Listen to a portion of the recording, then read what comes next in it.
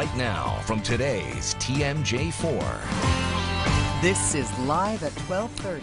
Thanks for joining us once again this afternoon. I'm Vince Vitrano. And I'm Bridget Shanahan. If you're just joining us now, here's a look at your top stories today. Russ Feingold is getting back into politics. The former U.S. Senator is running for his position again. He released this new video announcing his campaign a couple of hours ago. Now, in 2010, Feingold lost his campaign for re-election for the U.S. Senate to Republican Ron Johnson. Wisconsin Railroad Commissioner says safety regulations could change in our state once we know more about the deadly train accident in Philadelphia.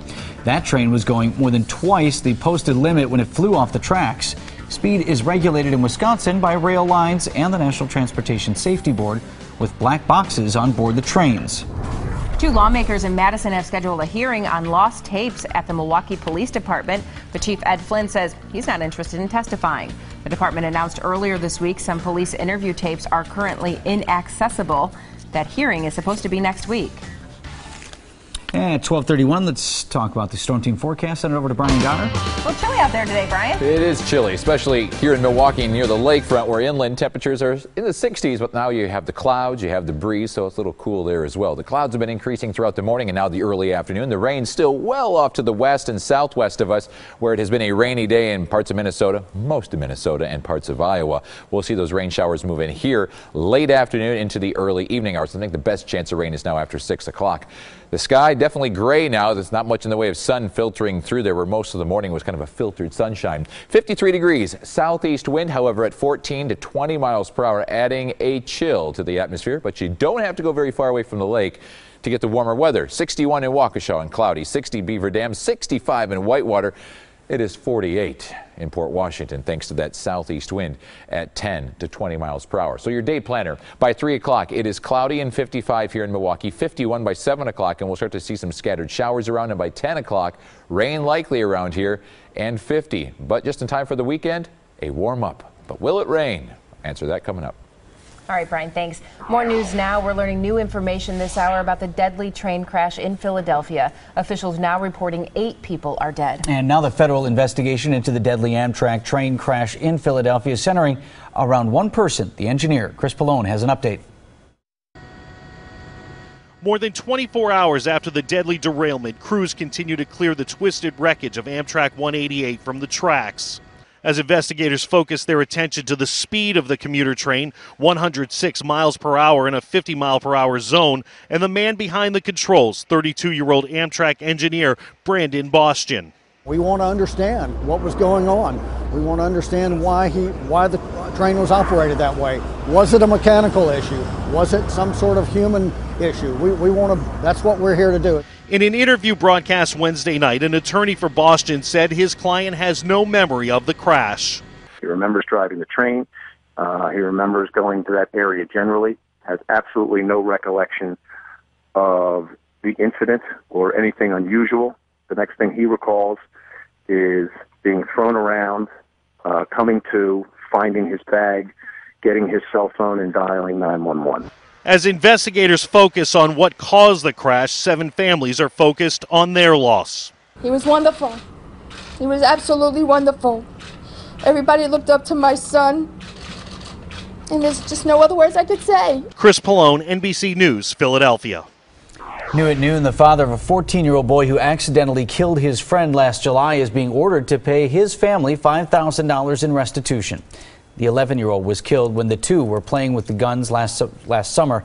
Father was charged after keeping 20 guns in his home unlocked. Governor Scott Walker is wrapping up his 5-day tour through Israel today. He and his aides refused to disclose his itinerary or answer any questions about it. Before he left, he said he'd talk about the trip when he gets back to the U.S.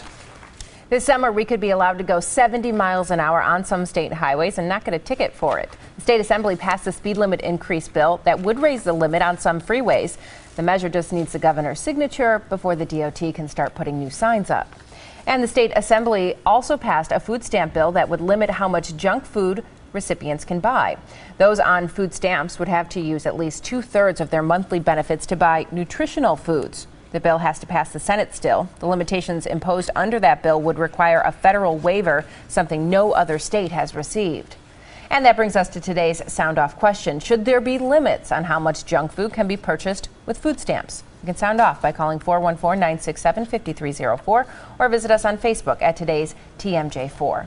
We'll share some of those responses on Live at 3 today.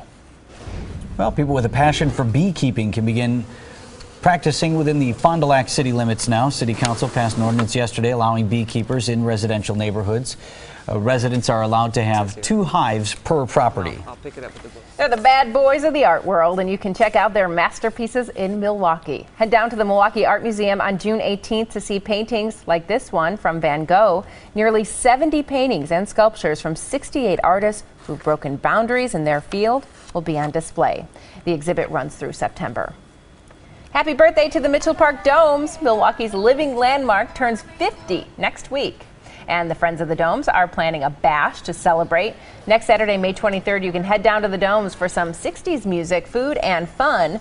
Admission is just $5. Kids under 3 get to go for free.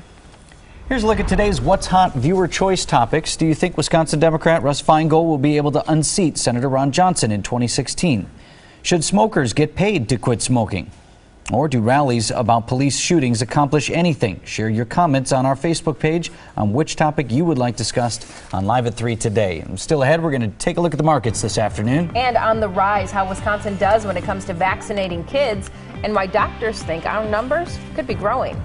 And need help with a consumer problem? Our Call for Action volunteers are ready for you. Call 414-967-5495 or request help online. Just click on the icon on the front page of TMJ4.com.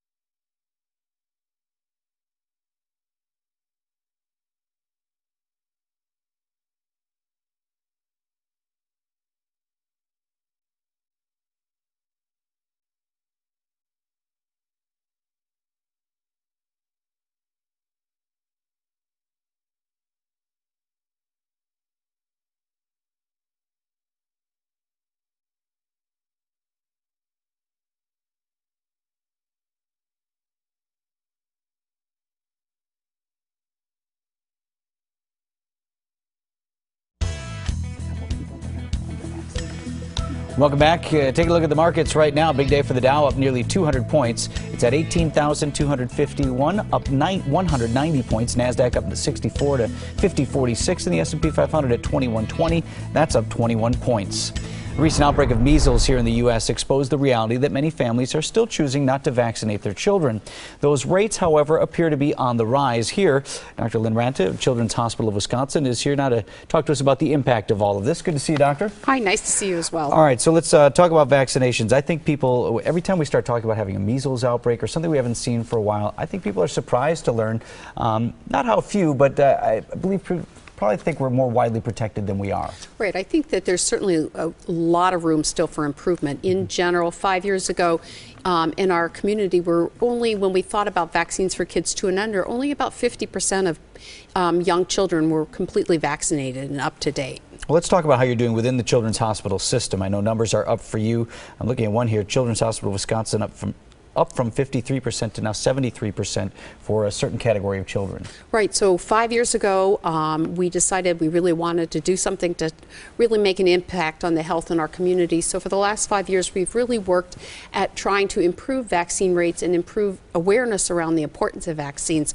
And we're happy to say that in the population of children 2 and under, we've been able to see a rise from 53 to 73% in 5 years. And up everywhere else pretty much around the state. Milwaukee County's up, southeast Wisconsin as a whole, northeast Wisconsin, and the state is up by 6 or 8 points. Right, because it's all about collaboration and working with other people in the community. We want to make sure that we are using all our efforts wisely and working. So we've worked well with the state as well as the local health departments and doing things that we are all trying together to add extra clinics and also make sure that we're vaccinating patients whenever it's appropriate to do so. How damaging was some of the misinformation about effective vaccines perhaps causing autism, which was research that has since been debunked? How damaging was that to the overall effort? I think it still has an impact, and certainly, within the last decade it had a major impact, but I'm certainly glad that we've had good research studies that have, as you said, debunked that theory, that we know that vaccines are safe, they are effective, and also they're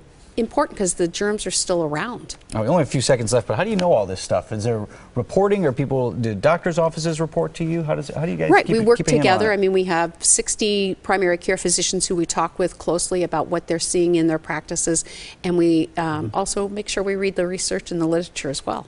All right. Good to see you again, Doctor. Nice to see you. And if you'd like more information on vaccinations, the Department of Health Services has a great website with important information posted. It's called Wisconsin Immunization Registry, and you can find a link at WTMJ-TV.com. Let's take another quick look outside. This is our tower camera up in Port Washington. We'll get Goddard to go clean that lens off here real quick before the storm team forecast.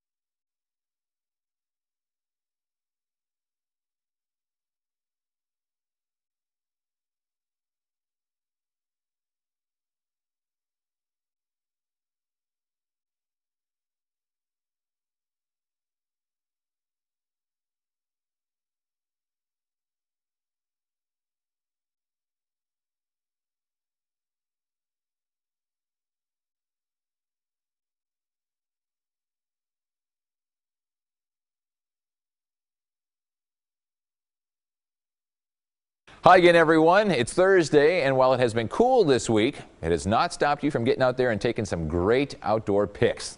Let's get a start on it. How about this? A bald eagle from Connor. He got up close and personal with this American symbol. It was perched just outside of his home in Lake Ellen in Cascade, Wisconsin. I must say, it's awfully brave to get that close. Connor, he looks a little hungry. Be careful out there. Larry's one of our favorite contributors because he sends in these gorgeous shots like this one. Larry got this one just the other night in the town of Raymond. And that is a beautiful way to end the day. Thanks for continuing to amaze us, Larry. And finally, it's that time of year. And Beverly sent in this view of some lovely flowering trees just off Lily Road in Menominee Falls. Enjoy it because, like the fall leaves, they don't last very long. Thanks again for getting out there in the chilly weather and sending in those great photos. As always, we want to see yours. Send them to icontribute@tmj4.com. You know, growing up in this state, I asked that question forever. Why do the flowers in the trees last for maybe a week? The leaves on the trees, when they're fall colors, last about a week or two, and then they're bare for 6-7 months. Doesn't make sense. This morning, no frost. Temperatures were about 4 degrees warmer than yesterday morning. No freezing temperatures, no wind chills in the 20s. It was 36 in Waukesha and Watertown, still chilly, and 40 in Milwaukee. The clouds have been on the increase throughout the morning. It's been kind of a hazy sunshine, but at least we had the sun. Now it's getting a little bit more gray out there as the clouds are thickening up. The rain is still well off to the west into Iowa and Minnesota, but give it some time. It'll be here later this afternoon into the evening hours. The winds are out of the southeast at 10 to 20. It'll remain cloudy for the rest of the day. By 7 o'clock, just some hit and miss showers out there, and then by 8, 9 o'clock, here comes more widespread rains and even some isolated heavier downpours. I'm not expecting any severe weather, just some isolated downpours overnight tonight and into the evening hours, and then it'll continue into the early morning. Could even see a few isolated showers for your morning commute as the kids step off to the bus stop as well, but this will quickly move out of here before the noon hour. Rain totals have adjusted maybe about 1/4 of an inch around most of the area as this system pushes on through. Lunch. Cloudy conditions. Ew. And we need some rain because something got smeared on there as well. Cloudy conditions, rain not coming in anytime soon. Give it a couple more hours so you have all afternoon to get your errands run. It's like tickling my shoulder. 48 degrees, southeast winds at 10 to 20. Around Milwaukee County, 49 in Shorewood, 51 in South Milwaukee, 58 in West Dallas and Tosa. So you don't have to go very far to start seeing that warmer temperature. 61 in Waukesha, 63 in Watertown, and 65 in Whitewater. Here's a 7-day forecast, 72 for Friday, 73 for Saturday with late afternoon storms. Better chance of storms on Sunday with some freezing, not freezing, some severe weather possible, and then cooler early next week. All right, Brian, thanks. We got some breaking news now. We're hearing reports of an Amtrak train on fire near 1st and Walker in Milwaukee. Julia Fello is out there live for us right now. And that's right, Bridget and Vince, we're at 1st Street and East Mineral. If you zoom in, Jim Angeli, my photographer, will zoom in. This is where an Amtrak train, we're told that from a passenger that an engine set on fire. Over the intercoms, they heard someone say very in a calm voice, we had a slight engine fire. No one on board, as we know at this time, have been injured, but I'm told by one of the passengers this was a Amtrak train that just left Union Station at 10:20 this morning, headed to Milwaukee. He says that he felt the train jolt slightly and then it began to drift. And suddenly they started to smell some type of rubbery smoke. He said that he became worried, as did others. They wanted to leave the emergency exit windows, but they said there would be a very long drop to the bottom. They waited for a little bit, and they were told to start walking to the back of the train. He said that's when he became nervous. That's when that announcement came over and said that there was a slight engine fire. There were some people when we first came on scene, this tape right in front of us wasn't even up at that time, people walking aimlessly, not knowing what was going on, where their bags were. The man who I spoke to works downtown Milwaukee, was helping an elderly woman who was walking around not knowing what to do. Then suddenly a fire lieutenant grabbed him from me during the interview and said that he had to be interviewed. So there will be an investigation. We have Chopper 4 headed to the scene, so we'll get some aerial views, but at this time at 1st and Mineral is where we are. This is where the train has drifted and has come to a stop. We don't see any smoke. I didn't smell any smoke when I came here, so it looks like the fire is out. If we learn of any injuries or what happened, of course, it'll be a long investigation. You start thinking of that train derailment that just happened in Pennsylvania. So as soon as we learn more, we'll bring it back to you. All right, that's Julia Fello reporting live for us on this breaking news there in 3rd Ward area, Walker's Point, as that Amtrak train is still sitting there. Yeah, and as I learned earlier today, there's black boxes on all of those trains. So as Julia mentioned, we're still trying to figure out what exactly started that fire, but that will likely have recorded some information for investigators to look at. We'll take a break. We'll be back right after this.